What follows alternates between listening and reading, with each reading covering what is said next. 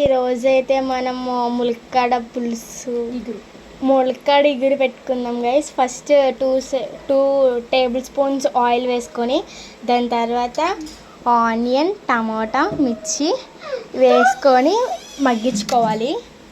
ఇంకా ములక్కాడ ముందుగా కడిగి పెట్టుకోవాలి. ఇప్పుడు మా అమ్మ వండుతుంది. ఇంకొన్ని ఫ్రెండ్స్ ఇప్పుడైతే మా అమ్మ కల్లుప్పు వేస్తుంది కూరలోకి. కల్లుప్పు తగినంత టేస్ట్కి సరిపడగా వేసుకుందాం. ఇప్పుడు దీన్ని బాగా కలుపుకోవాలి ఫ్రెండ్స్.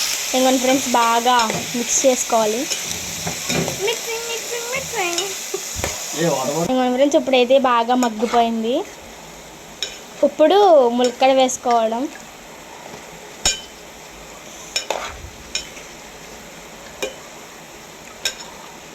మీకు ములక్కాడ పులుసు కూడా కావాలంటే కామెంట్ సెక్షన్లో పెట్టండి, మేము అది కూడా రెసిపీ పెడతాము.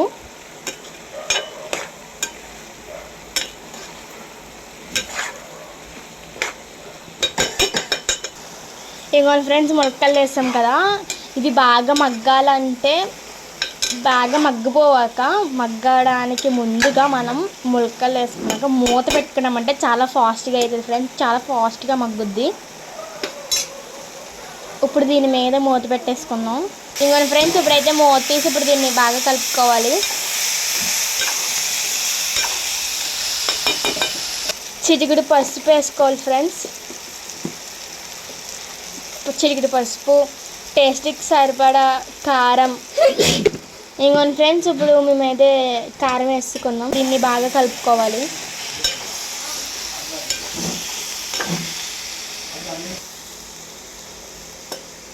ఇంకొన్ని ఫ్రెండ్స్ ఇప్పుడైతే వాటర్ వేసుకోవాలి.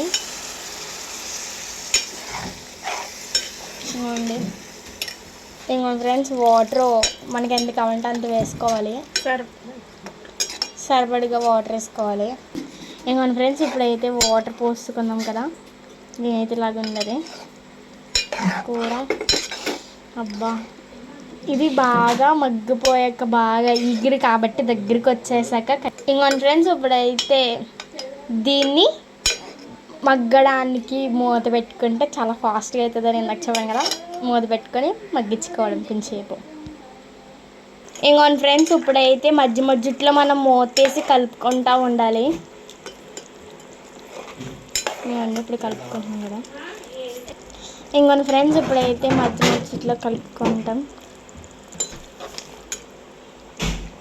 ఇంకొన్ని ఫ్రెండ్స్ మళ్ళీ ఇంకొకసారి మధ్యలో చూసుకొని అయ్యిందో లేదో దగ్గరికి అయిపోయాక ఒక 10 నిమిషాల్లో అయిపోతుంది. ఇంకొన్ని ఫ్రెండ్స్ ఫైనల్గా అయితే కర్రీ అయిపోయింది. ఇప్పుడు స్టవ్ ఆఫ్ చేసుకోవడమే.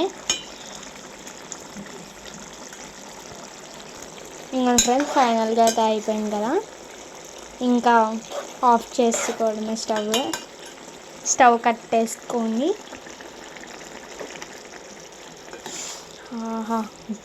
వేడి అన్నంలో ఇది వేసుకొని తింటే సూపర్ ఉంటుంది ఫ్రెండ్స్. కర్రీ సింపుల్గా రెసిపీస్, ఏం మసాలా గట్ట ఏం వేయలేదు, సింపుల్గా చాలా టేస్టీగా ఉంటుంది ఫ్రెండ్స్. ఈ రెసిపీ కనుక ట్రై చేయండి, అసలు ఎంత టేస్టీగా ఉంటుందో. ఈ రెసిపీ కనుక నచ్చినట్టయితే లైక్, షేర్, సబ్స్క్రైబ్ చేసుకోండి friends. Thank you for watching.